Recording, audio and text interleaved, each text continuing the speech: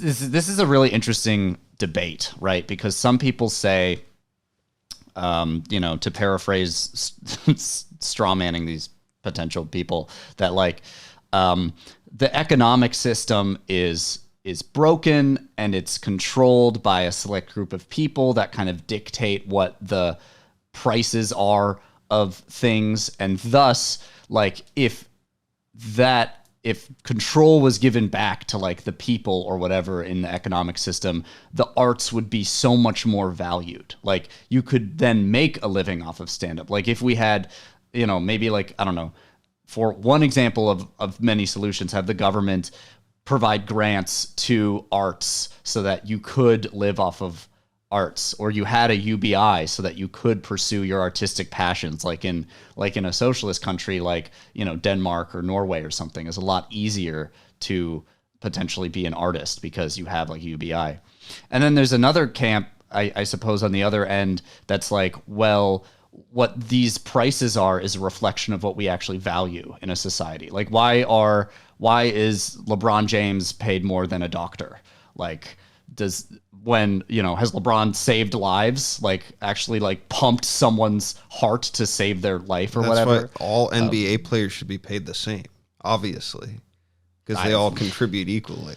I mean, well, some people are slacking on D. That's all I can say. I don't know fucking basketball at all, but slacking on D sounds like something you would say. I would love to see that approach applied to the NBA specifically and see how the players respond. That everyone's paid an equal amount. Yeah, because it's a good example of like when you can actually quantify what they contribute on the court. Like they have the statistics that it's this model where you're like, okay, well, if we just paid everyone equally, let's see what happens to their production. If they unionized, maybe they could do something like that. I think they already are. Oh, I don't know that.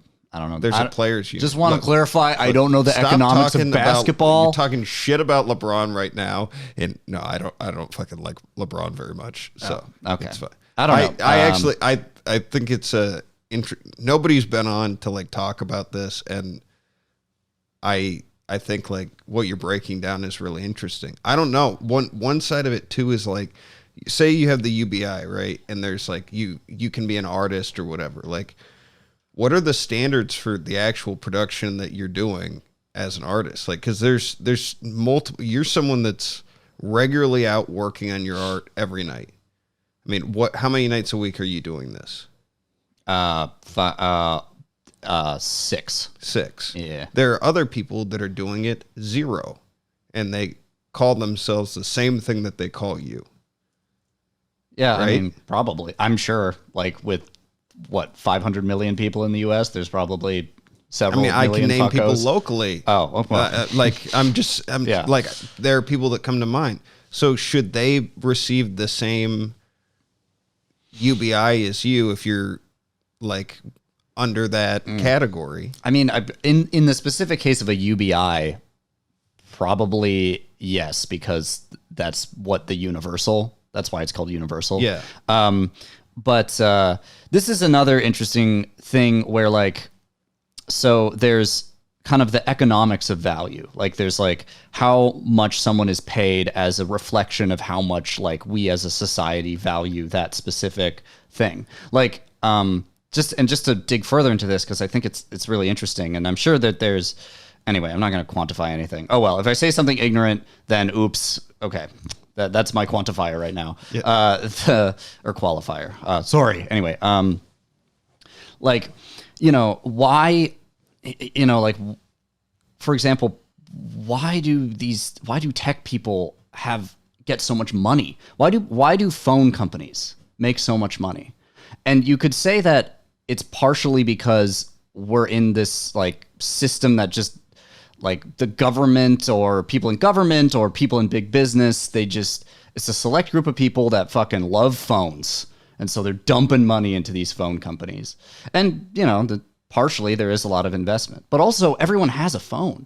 Mm-hmm. Everyone uses a phone. Like whether you truly care about a phone, whether you even think a phone is a valuable part of society, you still probably use it and interact with it.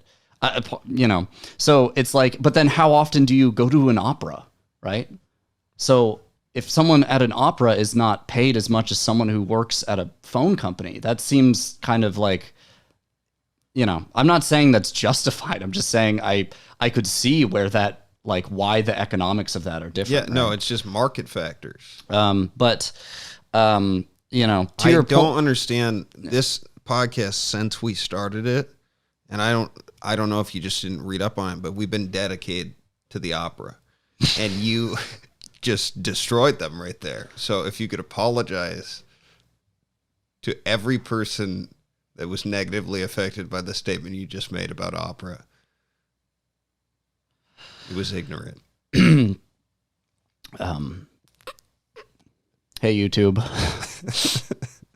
I just want to say,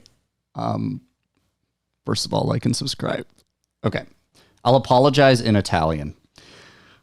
What is Italian for sorry? Do you know? I don't know Italian. I know it's Spanish. You could do it in Spanish opera. The opera requires, let's see, how do you pronounce this? Spiacente. Okay. Hey, YouTube. I love that you used your phone to do that, by the way, after you just made the whole statement. Okay. Spiacente. Is that enough? I thought let's just see how long you can hold it. Okay. Great. 1. Hey, YouTube. Spiacente.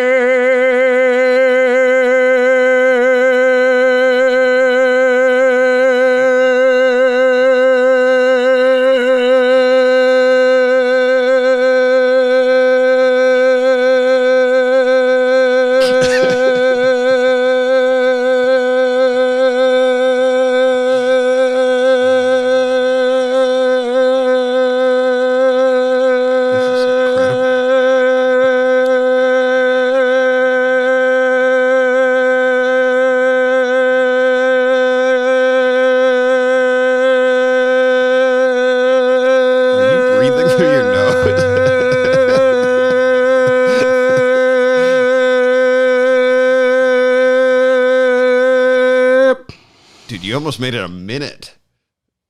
A minute of apology? Yeah, that was incredible. Do you think they'll accept that? Was that like, how were you breathing? I wasn't. You weren't? No. God damn. Were you a swimmer? No. Huh. God, that was interesting.